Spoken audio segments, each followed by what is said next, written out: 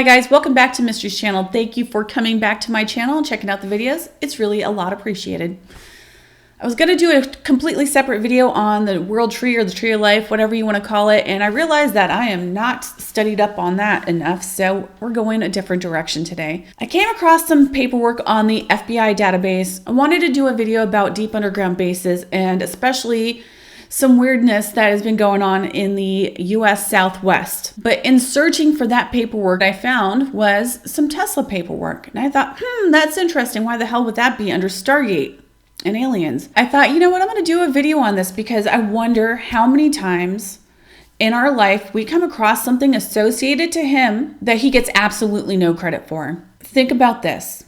Tesla was kind of a hero at one point in time, and then through a very concerted effort with the media, he was made to look like a mad scientist, right? And he had labs around the US, and he did a lot of things around the US, and yet there are no monuments to him here at all. In fact, how did you come across Tesla? How did you learn of him and hear of him? Was it through some wacky, crazy YouTube channel like this one? Or was it a alternative conspiracy show on TV? I mean, think about it. When did you first hear about this guy? What did you hear about him? Why don't we learn about him in school? Maybe they do now. I really hope so, but my kids haven't, so not in the area I'm living in. And it's kind of, I don't know, it's really heartbreaking when you think about it. When you think about all the different things that he did, and not only the different things that he did, but all the things that he gave away just because he thought that it would be helpful to us somehow. You know what I mean? I'm going to go over a couple of documents from the CIA and the FBI. I'll start out with the FBI ones. Remember, everything that I go over today, I'll link in the description box below so that you can go over it as well. I'm worried that some countries might not be able to click the links and actually have it pull up on their side. I feel like this is stuff for the world, and yeah. Let's just start. All right, you guys, here we go. Now this is the packet from the FBI. We'll go through it. I'm not going to read this entire thing right here, but you have probably seen it on a few videos. This is basically about some lectures and books. And this is about the time that the UFO or flying saucer community is starting to really amp up, right? Now, a woman is writing a book. In this book, she talks a lot about Tesla. The name of the book is called Return of the Dove, and it's the story of Nikola Tesla, scientist, and the part his inventions will play in the new age. Now, I haven't read this book and I haven't even seen it anywhere, but if I get to it, I will do a video on that as well. Much of the data for this book has been supplied to Mrs. Storm through transcripts received on the Tesla set, a radio-type machine invented by Tesla in 1938 for interplanetary communication. Now, people will sit there and quote this page because of this underlined portion and say that the FBI is admitting that Nikola Tesla is a Venusian. I don't believe that's what they're doing here at all. They're just stating that this is what she's writing about in the book. This is not the FBI confirming anything of the sort. To be clear, Tesla did talk about Venus and that he felt like he was from Venus and that he had a very strong tie to that planet. I'm going to skip over all this and get to what I feel is the real meat and potatoes of this whole packet, if you ask me. What is happening here is that on the day after Nikola Tesla dies, he dies January 7th, 1943 at the Hotel New Yorker in New York City. This is where he maintained his residence at the end of his lifetime and where a very great deal of records were stored, but not all of them. It is also made plain in this little section here that he also had a warehouse somewhere else in New York City where he stored a great deal of records, and another place called the Governor Clinton Hotel where he stored even more records. So he kind of split them up, and at this point of his life he has run out of money and he's just doing everything he can to pay to be able to keep his records in place at these places because he's worried that everything's going to be lost. I think he knew he was at the end of his lifespan, and I think this is probably something he had a great deal of worry about. Now, Mr. Spinell is talking to the FBI, and this is one of Tesla's neighbors, and it seems like they were on good terms and they were friends, perhaps. Mr. Spinell advises the FBI that there's a lot of information in this place, and I think other people are trying to get it. He specifically names that Tesla's relatives from Czechoslovakia are trying to get all of his effects and all of this paperwork, and they're worried about it for two reasons. One, we're in the middle of a war, and everyone's trying to get a leg up at this point in time, right? The second reason why this guy is worried is because he specifically states that the relatives that are trying to get Tesla's work are people that he strongly dislikes and mistrusts. I'm going to skip over all the kind of extra wording in here, and I'm going to get to the point that I find interesting. Mr. Spinell also tells the FBI that there is a man, his name is Lois Fitzgerald, and he is a protege of Tesla's, if you will. Tesla was like his mentor, and that he might have more information. Now, at this point in time, Spinell and Fitzgerald are both talking to reporters. This is the information given. Nikola Tesla, a native of Serbia, came to the United States late in the 19th century. While here, he became famous for his electrical innovations, inventions, and advanced ideas in the engineering field. Tesla was a designer for the generators in the Niagara Falls power plant and, in fact, has his name inscribed on the generators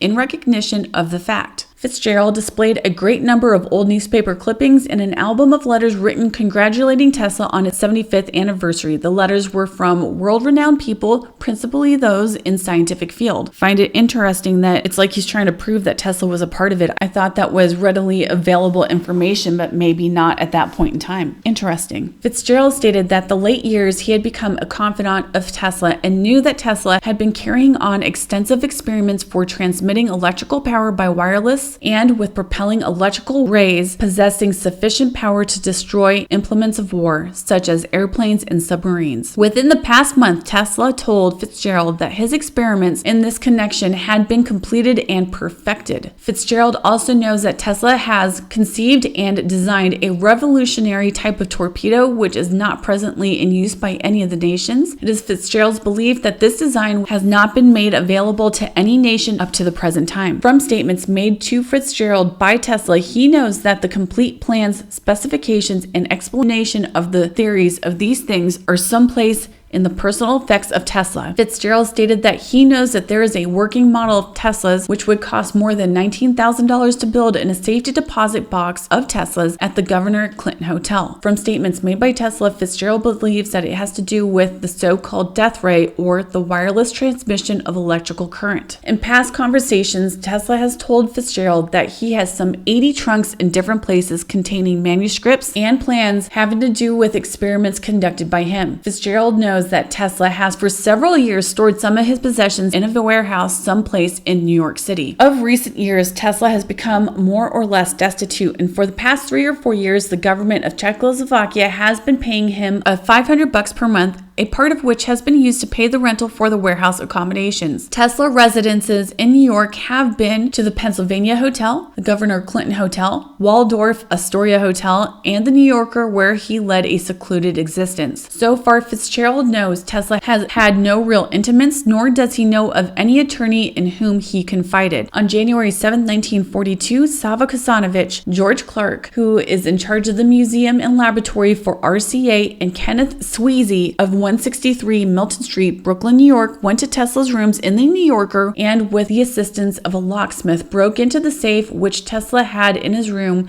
in which he kept some of his valuable papers, including important electrical formulae, designs, etc. These papers were taken from the safe. Fitzgerald knows of but 2 relatives of Tesla, both nephews. One is Sava Kasavovich, and the other is a man by the name of Terpievich, who is presently in a hospital in Chicago, Illinois. When asked if Fitzgerald was primarily interested in getting possession of Tesla's papers, he stated that he was not. What he wanted was for them to be made available to the government of the United States for the use in the present war. Because he stated the so-called death ray would be a deadly weapon in the hands of any power, and the use of wireless transmission of electrical power would make possible the most efficient airplanes conceivable. Fitzgerald's concern was aroused, he stated, over the presence of the 2 nephews in whom he had no confidence as to their loyalty and patriotism to the Allied nations, and also because of the pension Tesla received from Czechoslovakia, he feels that that government may feel entitled to any revolutionary ideas Tesla may have had indicted on paper. Fitzgerald stated that until 3 months ago, he was working with the government in research capacity at MIT, and that presently he is working as a designing engineer with the Ordnance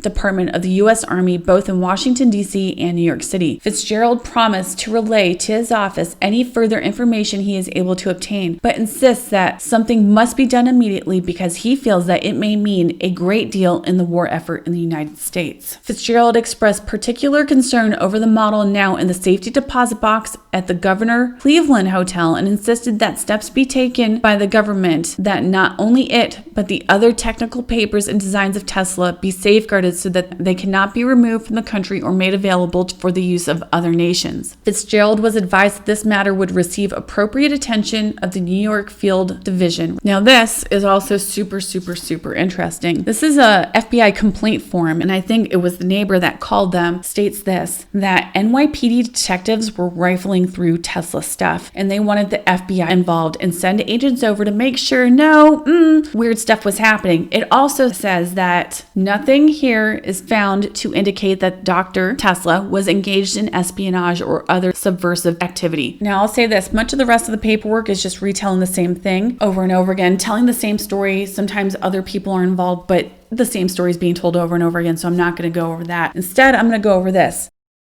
Okay, I don't know if you guys are aware of this, but after Tesla died, it made it seem like all of his stuff was lost. It didn't matter because they didn't trust him. He was a mad scientist anyway. That was very much pushed on the public that, Einstein's where it's at. Tesla, he's a crazy dude. But let's look at some of this. Now, this is the CIA packet I found, and there's a much larger CIA packet that I've been trying to go through, but the stuff that's in there is so freaking hard to read that I think it's on purpose. I mean, I know it's on purpose. It's like copies of copies of copies that are so black, like you have no idea what the hell it's saying. But you know there's some good stuff in there. This is about Dr. Nikola Tesla's research experiments and devices. U.S. Air Force involvement, exhibits A through Q. Again, I'm not going to read everything on it, but while we're going over this, I want you to really think about different things that the U.S. government came up with since 1943 that might be directly influenced by Tesla. Okay? Exhibit A, the possibilities of electrostatic generators. An updated article probably written about 1944 discussing the possibilities as a source of high voltage DC power of the Van de Graaff type of electrostatic belt generator. The article states correctly the electrostatic principles employed in this device and points out that such generators are not suitable for commercial high-powered application, though of undoubted scientific value. Tesla's wireless power erected in 1902 on Long Island is stated in this memorandum to have been charged to 30 million volts.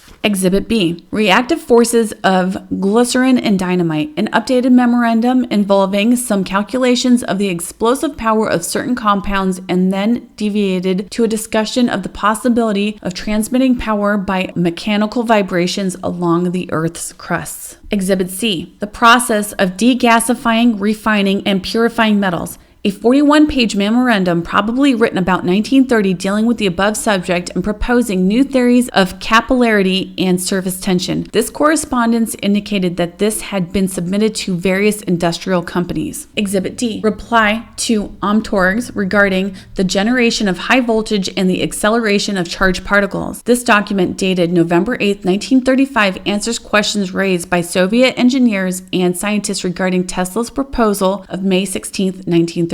From this answer, it is deduced that the proposal concerned the generation of high voltages by electrostatic means. This means consisted of a high voltage terminal, presumably supported on an insulated column and charged by a gaseous charge conveying medium passing between ground and terminal. The ideas contained in this memorandum are fairly similar to the belt conveyor electrostatic generator method by Van de Graaff and do not appear to offer any unusual features. Exhibit E, the art of telegeodynamics, an art of producing terrestrial motion at distance. This document, in the form of a letter dated June 12, 1940 to the Westinghouse Electric and Manufacturing Company, proposes a method for the transmission of large amounts of power over vast distances by means of mechanical vibrations of the Earth's crust. The source of power is a mechanical or electromechanical device volted to some rocky protuberance and imparting power at a resonance frequency of the Earth's crust. discussed. The proposed schemes appear to be completely visionary and unworkable. Westinghouse reply indicates their polite rejection of the idea. Exhibit F, new art of projecting concentrated non-dispersive energy through natural media. This undated document by Tesla describes an electrostatic method of producing very high voltage and capable of very great power. This generator is used to accelerate charged particles, presumably electrons. Such a beam of high-energy electrons passing through air is the concentrated non-dispersive means by which energy is transmitted through natural media. As a component of this apparatus, there is described an open-ended vacuum tube within which the electrons are first accelerated. The proposed scheme bears some relation to present means for producing high-energy cathode rays by the cooperative use of a high-voltage electrostatic generator and an evacuated electron acceleration tube. Exhibit G, a circular by Carol Bird dated September 10, 1938, entitled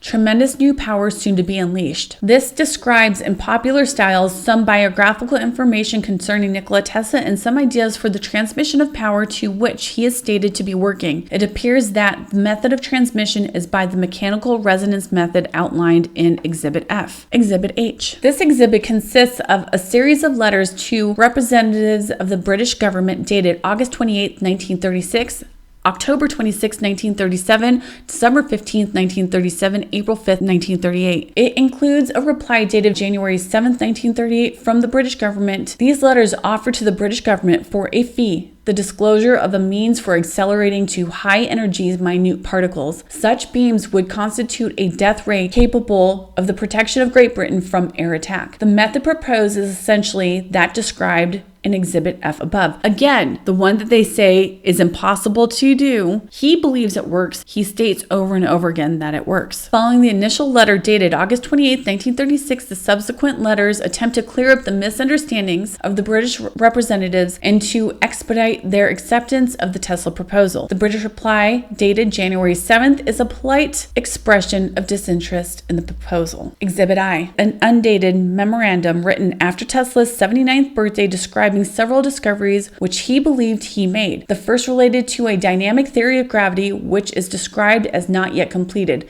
The second stated as a physical truth the belief that there is no energy in matter other than that received from the environment. Exhibit J, the method of producing powerful radiations, an updated memorandum of Tesla's handwriting describing a new process of generating powerful rays or radiations. The memorandum reviews the works of Leonard and Crookes, describes Tesla's work on the production of high voltages, and finally, in the last paragraph, gives the only description of the invention contained in the memorandum. This description is as follows. Briefly stated, my new simplified process of generating powerful rays consists in creating through the medium of high-speed jet of suitable fluid a vacuous space around the terminal of a circuit and supplying the same with currents of the required tension and volume. Exhibit K, a letter to prospective licenses on the telegeodynamics dated December 27, 1941. This is a single-page letter with the typewritten signature of Dr. Nikola Tesla in which he addressed himself to the prospective licenses of telegeodynamics, states that over $500,000 was spent on this development with funds contributed by Morgans, Crawford, J.J. Astor, and Fish, as well as commercial organizations, and states this to be a new art with which unbelievable wonders can be achieved. Exhibit L, Tesla's new system of fluid propulsion. This is an undated memorandum of about 20 typewritten pages describing a system of fluid propulsion in which the conversion from hydraulic to rotary mechanical power is achieved by passing the fluid between flat circular discs, shaft mounted and enclosed in a casing. This memorandum, written about 1925, describes in general terms a kind of hydraulic turbine which seems practical. There is copious evidence among other of Tesla's papers that this idea was generally disclosed to appropriate individuals and that it received favorable comment and possibly some use. Exhibit M, the power of the future, a memorandum apparently written by Tesla and probably in response to a request from some popular science group for an opinion as to the source of future power. This memorandum reviews the gradual evolution of power sources. It discusses in some detail the possibility of atomic power and states that his opinion that atomic power is not feasible. The discussion of atomic energy is apparently confused to some extent with planetary energy. The article further discusses the subject of wind, tides, lightning, and water power as a source of commercial energy. The last sentence of this memorandum states, with my wireless system, it is practicable to transmit electrical energy at a distance of 12,000 miles with a loss not exceeding 5%. I can conceive of no advances which would be more desirable at this time and more beneficial to the further progress of mankind. Exhibit N. The transmission of electric energy without wires. An article by Nikola Tesla in the Electric World, March 5th, 1904, pages 429 through 431. A general, somewhat biographical article on Tesla's early work with some speculation on the possibility of long-distance wireless transmission of large amounts of energy. Exhibit O. World System of Wireless Transmission of Energy. An article by Nikola Tesla in Telegraph and Telephone Age, October 16th, 1927, pages 457 through 460, an article which traces the early work on the production and transmission of electromagnetic radiations, describes Tesla's effort to increase the amount of power which can be transmitted without wires, and concludes with a proposed world system for the wireless transmission of both power and communications. Exhibit P. Interview with Dr. Nikola Tesla by Alden P. Armanack for Popular Science Monthly, May 24, 1928, an 11-page memorandum written in popular conversational style describing an interview with Dr. Tesla and reporting his present work. This report includes statements on a new airplane, on rocket ships, on the wireless transmission of power, on a world system plan for the transmission of speech and television. Exhibit Q. An agreement dated April 20th, 1935 between Nikola Tesla and the Armtorg Trading Corporation, in which Tesla agreed to supply plans, specifications, and a complete information on method and apparatus for producing high voltages up to 50 million volts, for producing very small particles in a tube open to air, for increasing the charge of the particles to full voltage of the high potential terminal, and for projecting the particles to distances of 100 miles or more. The maximum speed of the particles was specified as to not less than 350 miles per second. The receipt of $25,000 fee for this disclosure was acknowledged in this agreement, which was signed by Nikola Tesla and by A. Bartanian of the Armtorg Trading Corporation. The method referred to in this agreement is apparently that described in Exhibit F above. Interesting, the one that they say can't be done. All right, I'm not going to go through all the rest of this stuff, but again, you can read it below. Basically, what is happening in all these letters that are going through. It is group after group, whether it's the Army, the Navy, the Air Force, different schools requesting this information. At one point in time in these letters, let me see if I can pull it up super quickly. Someone is complaining that the information was not given back to them. I guarantee you on everything holy in this world that everything was copied again. There are many different copies of this in a bunker somewhere operated by the U.S. government. Guaranteed. This is that letter I was talking about. This is the one where they say, our records do not reveal that this material has been returned. Anyway, some parting things to think about. After World War II, after the death of Tesla, and after Project Paperclip, we see a huge jump in a lot of things. In military grade things, in robotics, in computers. But is it possible that the United States government got a huge leg up on everybody else because he happened to die here? Did America become a superpower because of Nikola Tesla? Just something to ponder. What do you think about that? Remember at the very beginning of the letter where his associates were saying that he is mistrustful of some of his family in Serbia? Now take a look at this. This is the memorial that was built for him. I'm not 100% positive if his family built it or if the Serbian government built it, but anyone that reads up on Tesla enough knows that without a doubt, he was not a fan of spheres.